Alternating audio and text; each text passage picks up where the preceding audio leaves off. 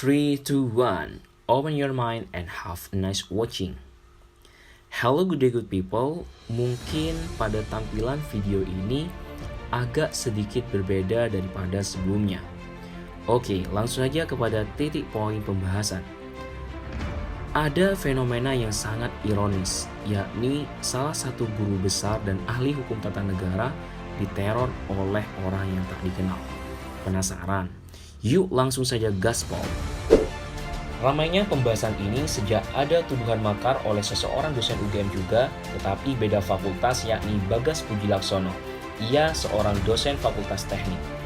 Tulisan yang memuat tuduhan makar tersebut dipublikasi oleh tagar.id pada tanggal 28 Mei 2020 atau selisih satu hari sebelum webinar itu dilaksanakan.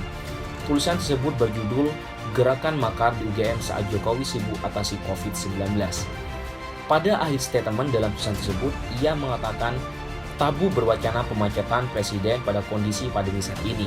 Lebih-lebih, kelompok sampah ini hanya bermodal mulut besar, tidak melakukan apa-apa kecuali menyebar kebencian dan membuat kegaduhan politik di masyarakat. Sekali lagi, ini makar, harus tindak tegas, ungkapnya. Setelah tulisan itu viral sejak Kamis siang, panitia langsung sigap mengubah diksi judul diskusi dengan bahasa yang lebih halus. Akan tetapi, tidak berbuah hasil seperti yang diharapkan. Suasana semakin panas hingga timbul intimidasi dan teror, baik kepada panitia maupun pemateri. Motif dari adanya teror tersebut sangat mengerikan good people. Ada pasalnya hingga mengancam membunuh orang tua panitia, dan kejamnya lagi pelaku teror tersebut mengakui dari Ormas Muhammadiyah dan Polres Sleman. Untungnya menjelang beberapa saat, Ormas Muhammadiyah langsung mengklarifikasi bahwa pemberitaan itu salah dan tidak benar jika mengatasnamakan pihak yang berangkat dari ormasnya.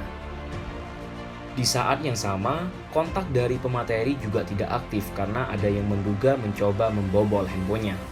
Dari situlah, setelah dikaji kembali, webinar tersebut dibatalkan. Setelah ada penggiringan opini bahwa UGM melarang webinar tersebut, walaupun faktanya tidak demikian. Setelah hal tersebut menuai perdebatan di publik, akhirnya banyak tanggapan dari beberapa tokoh, baik akademisi maupun dari pemerintah. Salah satunya pakar hukum tata negara yaitu Dr. Zainal Arifin Muchtar yang mengatakan ada yang salah dalam membaca dan memahami kegiatan akademik ini. Karena yang menuduh acara ini sebagai gerakan makar hanya terpaku pada judul diskusi saja. Tidak pernah melihat seperti apa yang sesungguhnya, terutama yang sudah ada di Term of Reference atau disebut dengan TOR. Jadi good people, di banyak media yang beredar ternyata inisiatif panitia ini sangat mendukung pemerintah, bukan sebaliknya. Karena isi dari TOR tersebut ialah bentuk kegelisahan mereka melihat beberapa kelompok yang menyuarakan pemakzulan presiden dalam penanganan COVID-19 yang jika ditinjau dari ketatanegaraan tidak bisa dilakukan.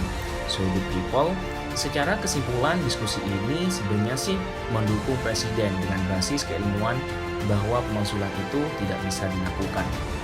Ya, tapi namanya tidak kasat kusut ada yang benar-benar menunggangi momen ini.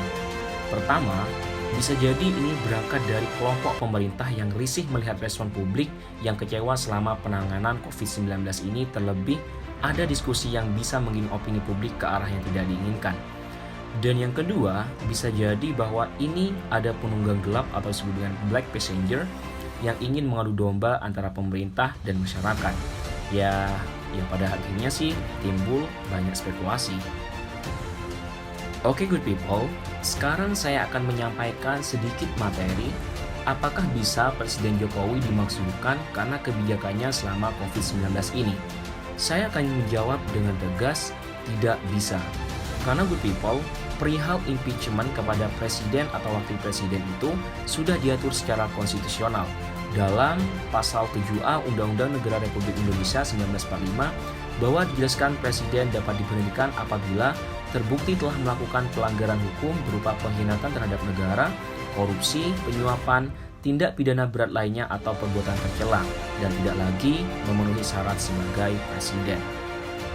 Nah, dalam konteks ini good people, perihal kebijakan COVID-19 yang sebagian orang mengatakan tidak dapat, maka presiden tetap tidak bisa diberhentikan. Oke, sekarang kita sedikit paham kan? mengenai jenis-jenis pelanggaran yang mengakibatkan presiden dapat diberhentikan dari jabatannya. And now, mengenai kebebasan berpendapat. Bahwa sekali lagi negara ini adalah negara demokrasi di mana menyampaikan ekspresi berpendapat atau disebut dengan freedom of speech terbuka sangat lebar. Apalagi seperti acara webinar yang dilaksanakan oleh CLS FHUGM tersebut yang muaranya sangat jelas pada ruang akademis. Terlebih lagi pematerinya ialah seorang yang sangat mumpuni di bidang hukum tata negara.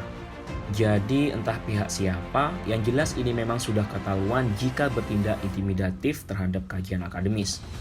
Pertanyaannya sekarang, apakah dilarang ketika kita meminta Jokowi mundur dari presiden? Saya akan menjawab tidak dilarang, selama hanya ekspresi menyampaikan pendapat seperti pada umumnya, kecuali adanya pemaksaan atau mengagresi presiden.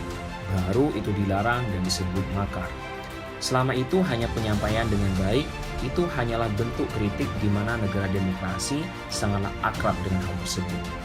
Dan agar juga menjadi ilmu baru dari video ini, saya juga ingin menyampaikan bagaimana proses impeachment atau pemakzulan kepada presiden atau wakil presiden yang sah. Jadi good people, seperti apa yang ada di sebagian netizen mengatakan dengan entengnya bisa langsung memberhentikan presiden.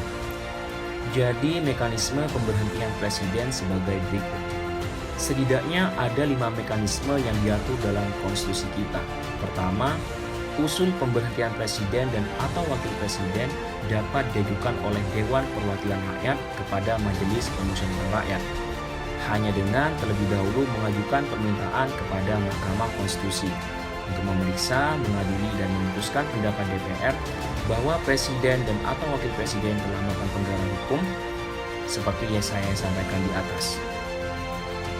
Pengajuan permintaan DPR kepada MK hanya dapat dilakukan dengan dukungan sekurang-kurangnya 2/3 dari jumlah anggota DPR yang hadir dalam sidang paripurna yang dihadiri oleh sekurang-kurangnya 2/3 dari jumlah anggota DPR.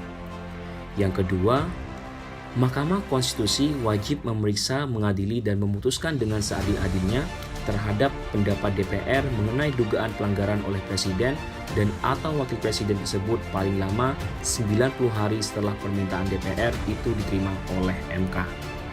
Yang ketiga, apabila Mahkamah Konstitusi memutuskan bahwa presiden dan atau wakil presiden terbukti melakukan pelanggaran hukum, DPR menyelenggarakan sidang paripurna untuk meneruskan usul pemberhentian presiden dan atau wakil presiden kepada MPR. Yang keempat, MPR wajib menyelenggarakan sidang untuk memutuskan usul DPR tersebut paling lama 30 hari sejak MPR menerima usul tersebut. Dan yang terakhir, keputusan MPR atas usul pemberhentian presiden dan atau wakil presiden harus diambil dalam rapat paripurna MPR yang dihadiri oleh sekurang-kurangnya 3/4 dari jumlah anggota dan disetujui oleh sekurang-kurangnya 2/3 dari jumlah anggota yang hadir. Setelah presiden dan atau wakil presiden diberi kesempatan menyampaikan penjelasan dalam rapat paripurna MPR. Jadi good people, itulah mekanisme yang sah bagaimana presiden dapat diberhentikan dari jabatannya.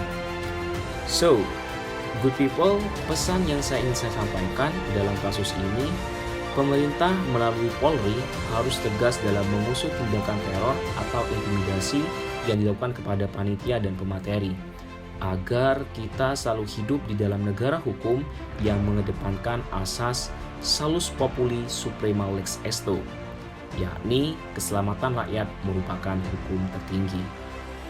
Terlepas dari urusan yang lain, saya sih membaca fenomena ini ada urusan internal pihak UGM yang belum selesai, dan akhirnya ada yang mungkin memanfaatkan momen tersebut. Tapi kita juga tidak tahu sih ini sebenarnya. Nah, dan juga good people, pesan untuk kita semua agar lebih bijak bagaimana berkomentar terhadap sesuatu yang bukan bidang kita. Yang kita takutkan sih apa yang peribahasa barat mengatakan little knowledge could be dangerous. Yang terakhir, bagi para pegiat demokrasi, mari kita selalu junjung tinggi kebebasan berpendapat yang sehat untuk sama-sama memelihara negara dan bangsa ini agar lebih baik. Salam konstitusi. So, mungkin itu saja yang bisa saya sampaikan dalam ulasan video kali ini. Jangan lupa like, share, and comment. Dan yang terpenting, subscribe untuk mendapatkan update video terbaru. Well, mungkin itu saja yang saya bisa sampaikan dalam kesempatan kali ini. Sampai berjumpa kembali di ulasan selanjutnya. Thanks for watching and paying attention to this channel. And the last I say, see you next good people. Stay enjoy and relax. Goodbye.